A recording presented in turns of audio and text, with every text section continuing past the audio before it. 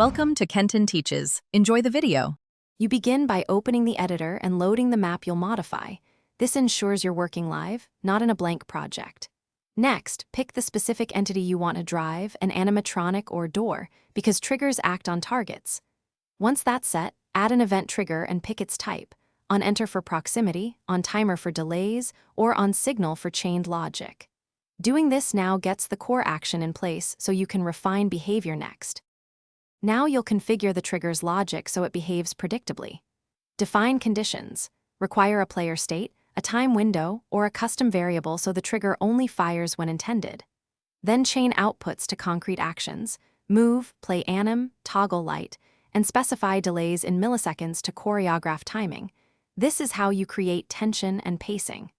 Make sure to set priority and single-shot flags when needed so multiple triggers don't conflict, keeping sequences clean and deterministic. You finish by testing thoroughly in the editor. Play the night and observe timing, collisions, and whether animations sync with sounds. Once done, refine delays, adjust conditions, and add fallback checks so edge cases don't break the experience. Save incremental versions before major changes to roll back quickly.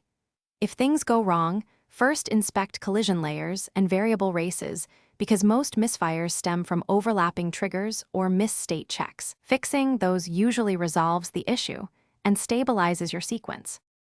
Thanks for watching. Please subscribe if this video was helpful.